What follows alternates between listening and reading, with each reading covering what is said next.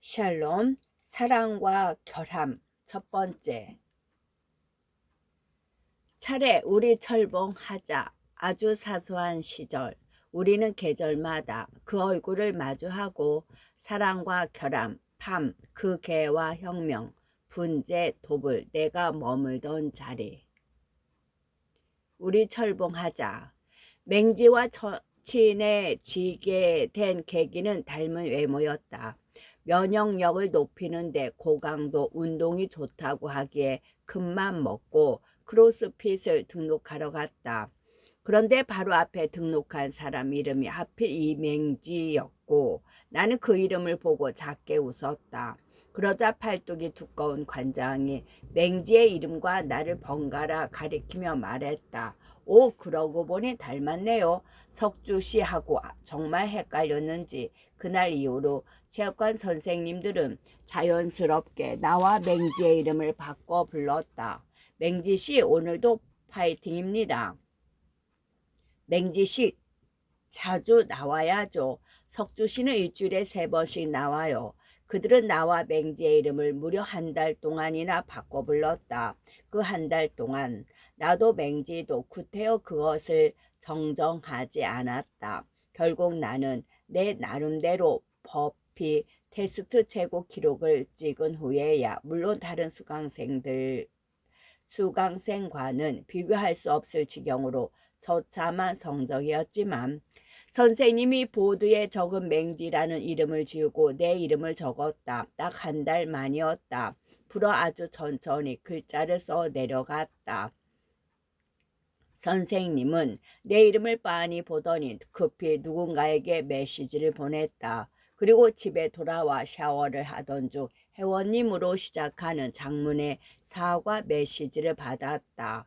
자세가 너무 똑같은 거예요. 마스크도 썼는데 하필이면 머리 길이도 비슷해서 사실 기분이 아주 나빴다고는 하지는 않았다. 처음으로 맹지와 같이 운동을 하게 된 날에는 살짝 안 좋을 뻔했지만 왜냐하면 내가 봐도 맹지의 스쿼트 자세가 형편없었기 때문이었다. 내 자세는 맹지보다는 낫다고 생각했는데 하필이면 선생님이 나와 맹지를 한 팀으로 짝지워졌다. 우리는 남들이 하는 스쿼트 개수의 절반도 채우지 못했다. 턱걸이도 못했다. 발목이 불안정해 박스 점프도 못했다. 우리는 주어진 50분 동안 비칠거리며 스쿼트를 몇 개 해내고 턱걸이 대신 봉에 걸린 운동용 고무줄로 등 운동을 했다. 그리고 박스 대신 벤치프레스용 플레이트 위로 낮게 점프하고 내려오길 반복했다. 너나 할 것 없이 땀이 뚝뚝 떨어지는 와중에 먼저 말을 거니는 맹지였다. 어디 사세요? 내가 이 근처에 산다고 하자 자기도 이 근처에 살고 있다고 했다. 같이 운동해요. 맹지가 그렇게 제안하며 내 번호를 물었다. 그렇게 우리는 운동은 별로 안 하고 밥 먹고 술 먹고 PC방이나 가는 사이가 되었다. 맹지는 10kg을 감량하기 위해 크로스핏을 시작했다고 했다. 10kg? 내가 대묻자 맹지는 우물쭈물하면서 그렇다고 했지만 김치찌개 먹을 때는 밥을 2공기나 먹었다. 그러더니 소주를 한 병 반쯤 비웠을 때 슬그머니 고백했다. 남친이 뺐으면 좋겠다고 해서. 나는 그 순간 이 여자는 다시 보기 어려운 사람이라고 생각했지만 2차로 오버워치를 하러 PC방에 함께 가면서 마음을 바꿨다.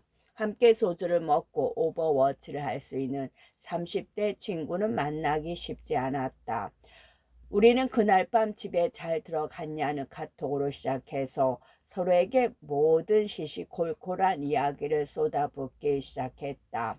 나와 맹지는 밥을 먹고 주로 커다란 아파트 단지, 물론 우리는 이곳에 살지 않았다. 뒤에 조성되어 있는 산책로를 걸었다.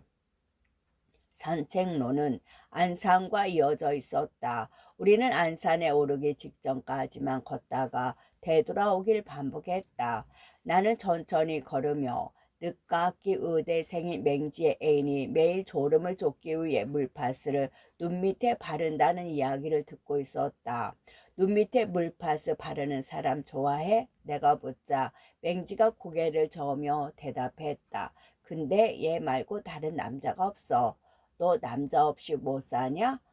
나 못 사는 것 같아. 질린다 진짜. 넌 살아? 난 살고 있어. 살아서 뭐해? 그냥 사는 거지. 나는 그렇게 대답하고 한숨을 푹 내쉬며 말했다. 엄청 많을걸. 너 좋아해 줄 사람. 그러자 맹지가 눈을 빛내며 왜? 하고 물어왔다. 네가 날 닮았잖아. 나는 그렇게 대답하고 앞질러 걸어갔다.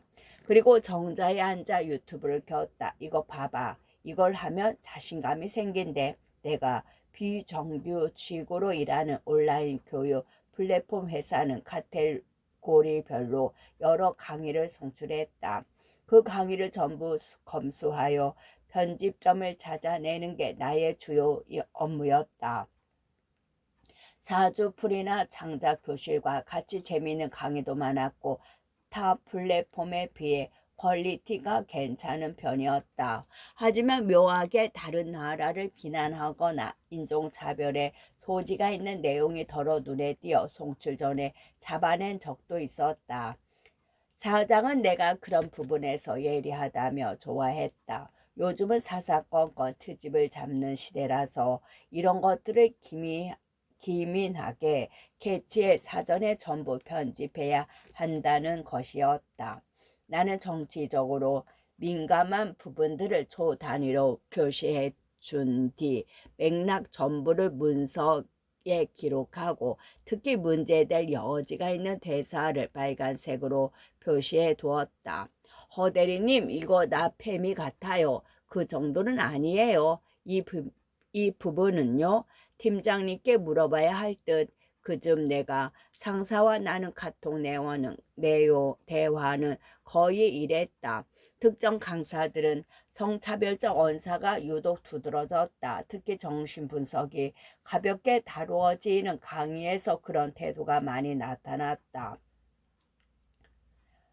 나는 일을 하면서 문득 내가 작아지는 기분이 들었는데 분명 문제인 것 같지만 문제라고 말하는 게 더 문제적이라는 생각이 들어서였다. 도대체 무엇 때문에?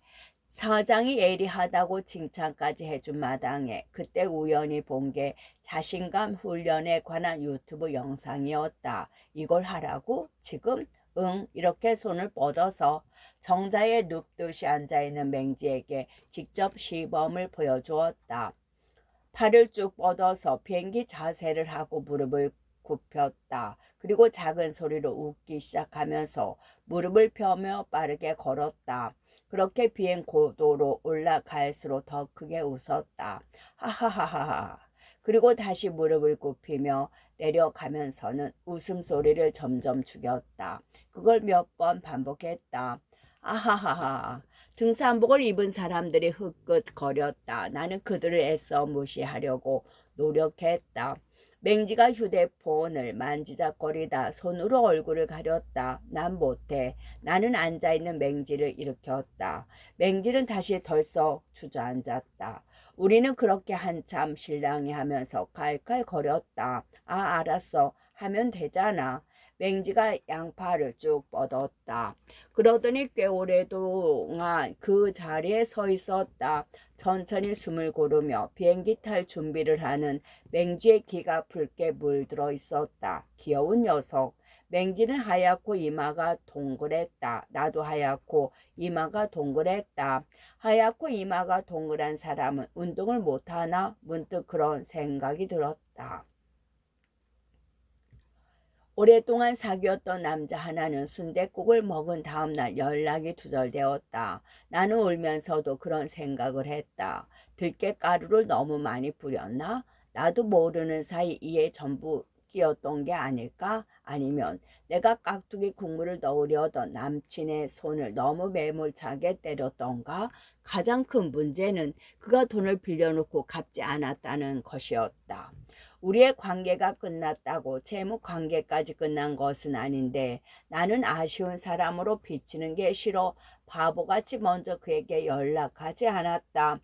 그 돈이 어떤 돈인데 나는 이후로도 그런 비슷한 인간을 몇 명 더 만났고 이제는 연애하기를 포기했다. 나와 맹지는 그렇게 볼륨을 줄이고 키워가며 한참 비행기를 탔고 그러는 동안 나는 옛날 이야기도 못한 채 맹지를 남미새 취급하는 것이 문득 미안해졌다.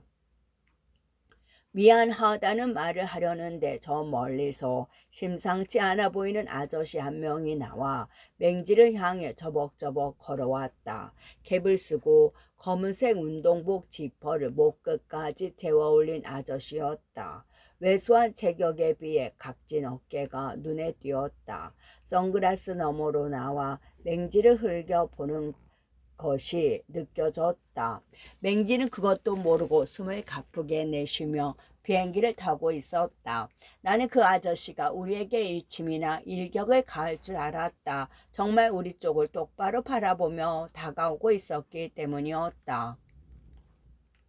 하지만 아저씨는 조금 많이 부담스러울 정도로 가까운 거리에서 급하게 방향을 틀어 철봉으로 향했다. 정말이야. 자신감이 조금 올라갔어. 맹지가 아무것도 모른 채 상기된 얼굴로 말했다. 나는 불어 아저씨를 흘끗거리며 눈치를 주었다. 가자. 얘 좀 쉬자. 맹지는 정자에 덜썩 앉더니 숨을 몰아쉬었다. 그러자 아저씨는 보란듯 절봉을 두 손으로 힘껏 쥐었다. 광배를 이용해서 가슴을 절봉에 딱 붙인 다음 두 발을 허공에 차 올렸다.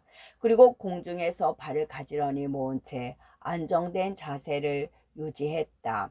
중력을 거스른 사람처럼. 그러더니 빠른 속도로 뱅글뱅글 돌기 시작했다. 맹지는 감탄하면서 내 쪽을 흘끗거렸다. 나는 우리가 같은 생각을 하고 있음을 눈치챘다. 내가 먼저 맹지에게 물었다. 우리 의식하는 것 같지? 맹지가 고개를 세차게 끄덕거렸다. 우리는 넋놓고 철봉하는 아저씨를 구경했다. 거의 10바퀴를 돈 아저씨는 가볍게 뛰어내려 나와 맹지를 바라보았다. 그 모습에 압도되어 손뼉을 칠 수밖에 없었다. 심지어 나보다 맹지가 먼저 손뼉을 치기 시작했다. 우리는 한동안 그를 향해 열렬한 박수를 보냈다. 아저씨는 고개를 살짝 끄덕이며 인사했다. 아저씨는 그렇게 절봉을 한 후 쿨하게 안산으로 떠났다. 우리는 멀어져가는 아저씨를 빤히 바라보다가 서로 마주보며 웃음을 터뜨렸다. 내 실수도 내 실수가 아닌 것처럼 보여야 해요. 석주 씨는 얼굴에 너무 티가 나서 걱정이에요. 팀장님이 그랬다.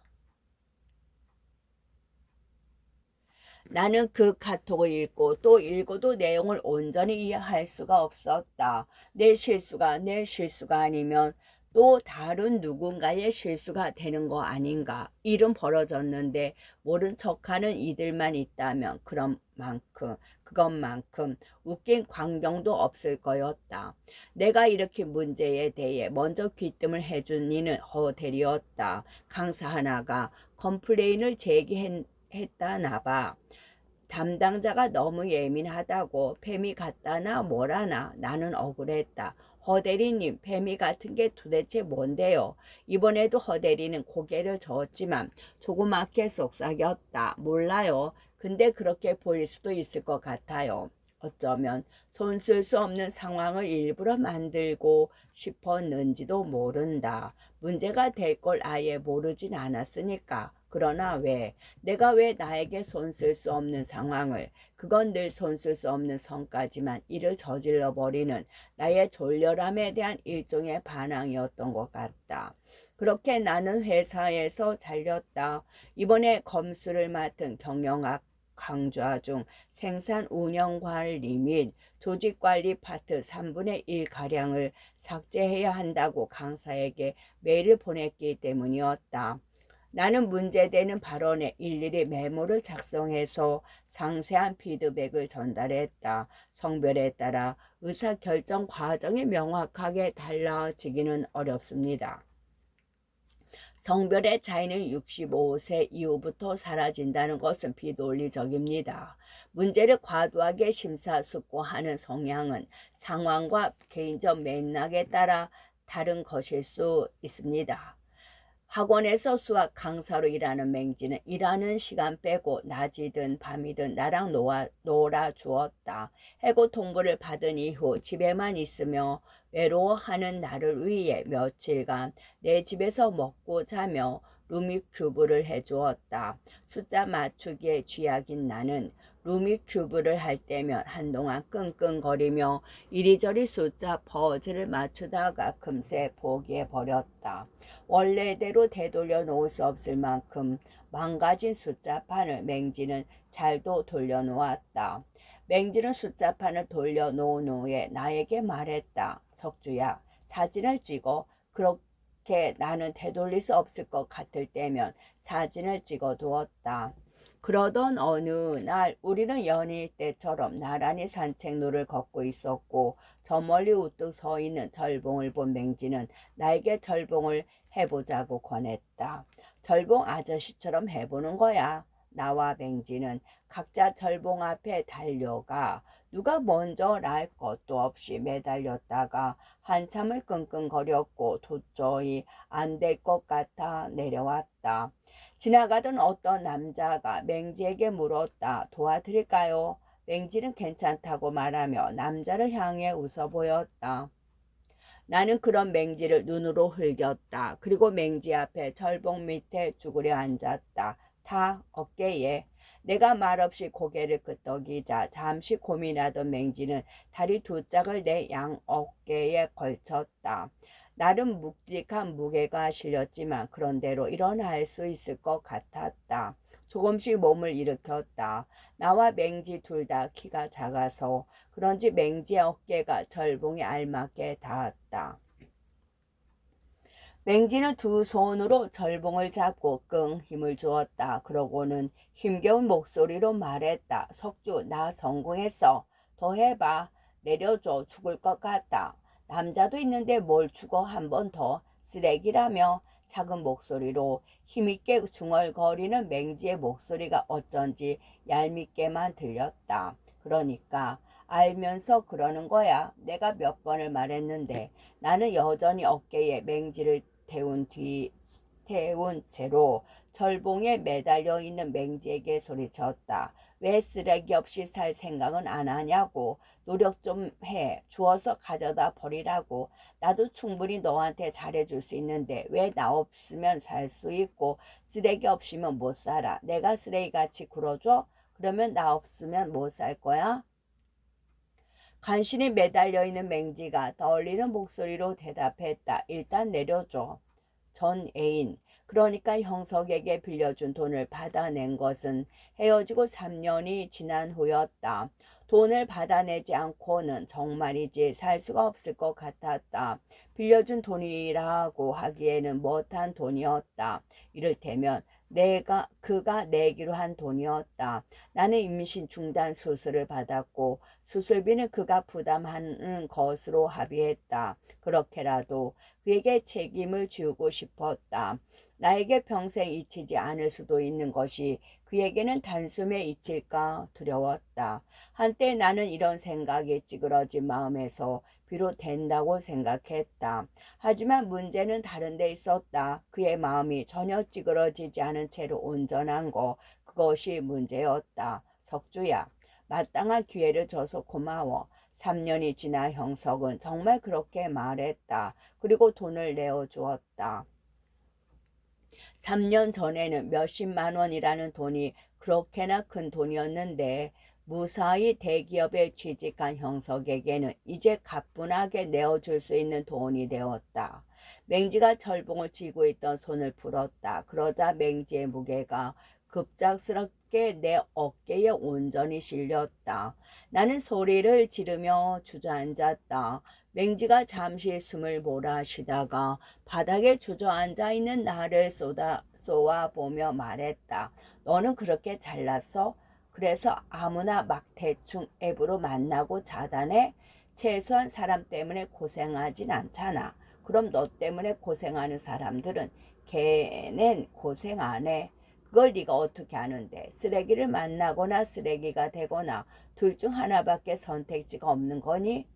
나는 할 말을 잃고야 말았다.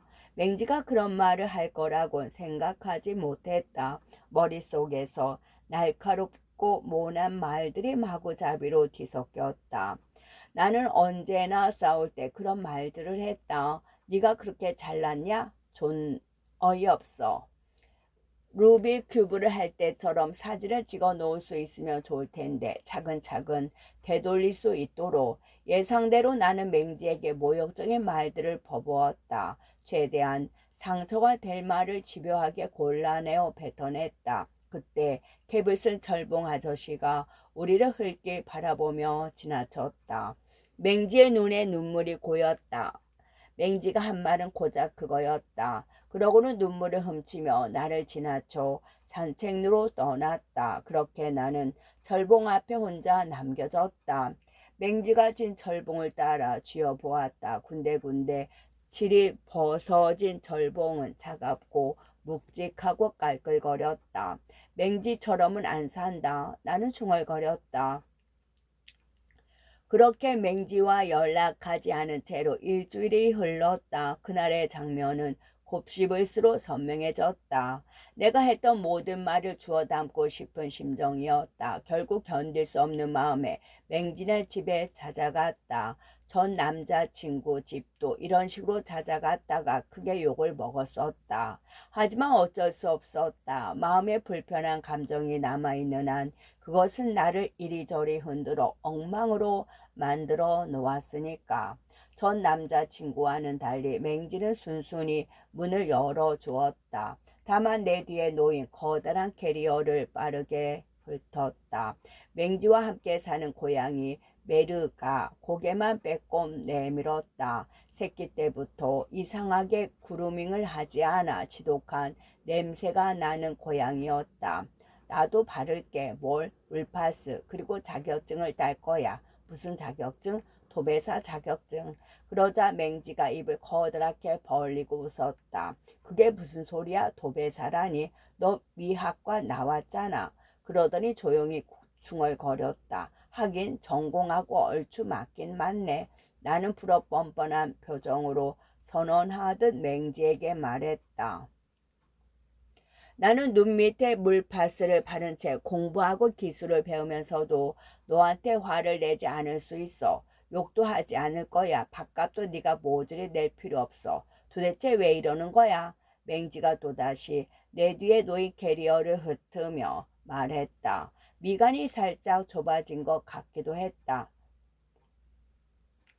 우리 같이 살자. 그러자 맹지가 고개를 갸우뚱했다. 자격증을 딸 동안만. 나는 그렇게 말하며 멋대로 맹지의 집 현관으로 들어섰다.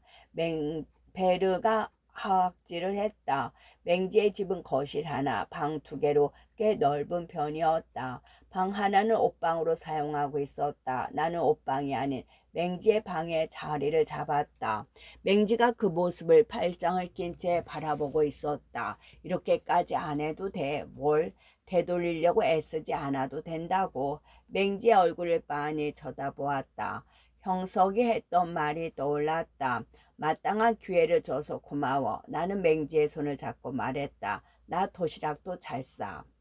내일 배임 카드 덕분에 실업자 자격으로 도배 학원에 무료로 다니게 되었다. 수업은 아침 9시부터 저녁 6시까지 이어졌고 지각하지 않으려면 아침 일찍 일어나야 했다.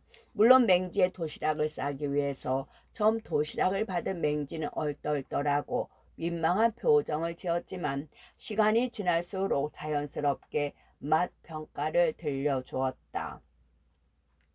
무조림은 달큰하고 오이 피클은 삼삼해. 나는 그런 말들을 듣는 게 좋았다.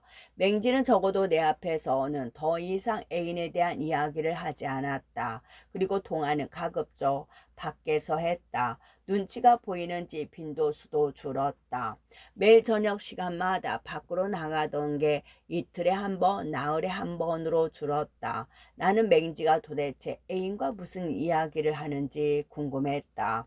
나와 맹지는 저녁을 먹기 전 크로스핏을 했다. 맹지는 더 이상 살을 빼기 위해서 크로스핏을 한다고 얘기하지 않았다. 크로스핏은 너무 운동 그 자체였던 것이다. 그렇게 우리는 체력을 길렀지만 특별히 좋아지는 것이 없이 서로의 부드러운 팔뚝살 위로 불록 솟은 작은 근육을 자랑했다. 메르는 더 이상 내게 하악질을 하지 않았다. 이불을 깔고 엎드려 있을 때면 허리깨에 올라와 작은 발로 마사지를 해주기도 했다. 그런데 냄새는 정말 여전했다. 그루밍을 하지 않는 고양이라니 아무리 생각해도 보통 내기는 아니었다. 다른 사람들은 그래도 삶이 조금씩 나아지는 것 같았는데 이상하게 내 삶은 좀처럼 나아지지 않았다. 몇몇 남자와 원나잇을 했고 늘 그랬듯 전혀 만족스럽지 않았는데도 하지 않으면 견딜 수가 없었다. 그러니까 견딜 수 없는 마음이 제일 견딜 수 없었다.